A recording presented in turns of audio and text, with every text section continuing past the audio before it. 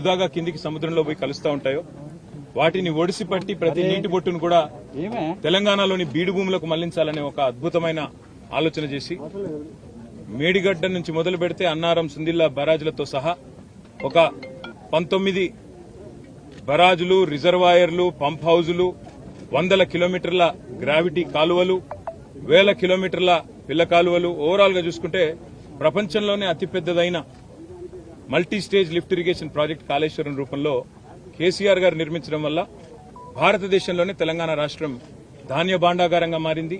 భారతదేశానికే మరి పంజాబ్ను, హర్యానాను తలదన్ని మరి నీటి సమృద్ధిని సాధించడం వల్ల వ్యవసాయ విస్తరణ కూడా అపారంగా జరిగింది.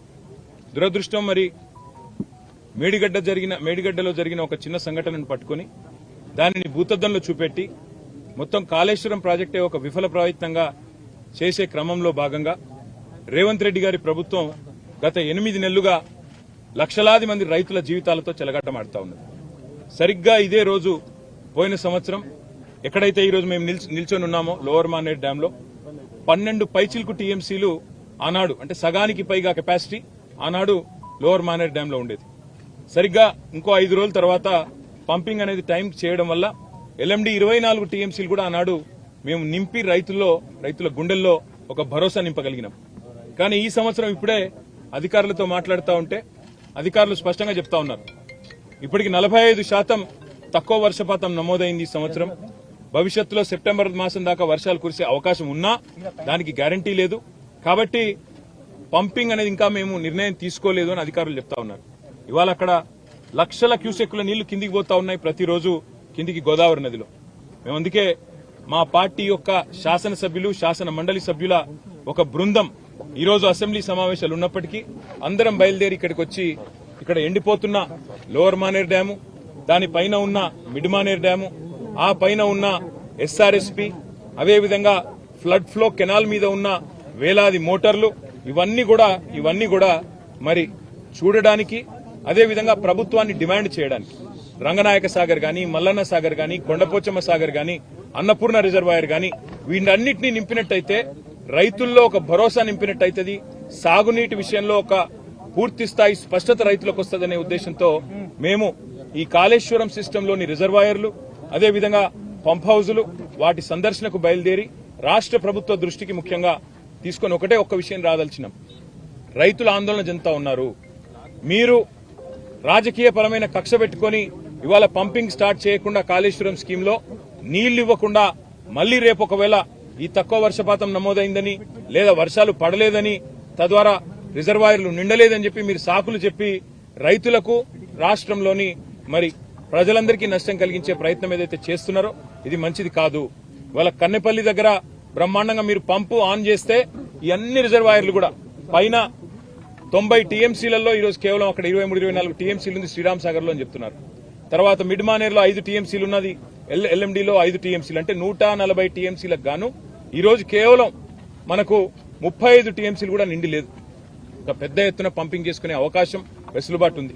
దాంతోపాటు మీరు మల్లన్న సాగర్ లో 50 టీఎంసీలు, కొండపోచమ్మ సాగర్ లో 15 టీఎంసీలు నింపితే కేవలం రైతులకే కాదు హైదరాబాద్ మహానగరానికి కూడా రేపటి మంచినీళ్లకు గాని, మార్గమధ్యంలో ఉండే వేలాది గ్రామాలకు, ఇతర జిల్లాలకు, నియోజకవర్గాలకు కూడా మంచినీటికి కూడా ఇబ్బంది లేకుండా మనం రేపటికి మేనేజ్ చేసుకునే అవకాశం ఉంటుంది. ఎన్నిటినీ పక్కన పెట్టి రాజకీయపరమైన కక్ష, కేసీఆర్ గారిని బద్నాం చేయాలని చెప్పి మీరు 8 నెలలుగా చేసిన ప్రయత్నం అందరికి కనబడతానే ఉంది.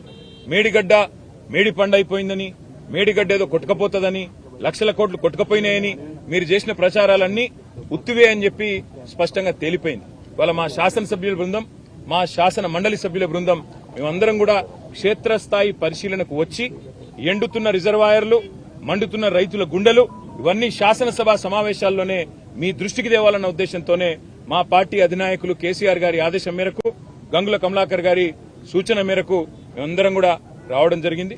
తప్పకుండా రైతుల పక్షాన రాష్ట్ర ప్రభుత్వాన్ని శాసనసభ సమావేశాల్లోనే నిలదీస్తాం, అడుగుతాం. ఎందుకు పంపింగ్ చేయడం లేదు? ఇవాళ దాదాపు 10 లక్షల క్యూసెక్కుల నీళ్లను తట్టుకుని, వరదను తట్టుకుని మేడిగడ్డ బ్రహ్మాండంగా టీవీగా నిలబడి ఉంది.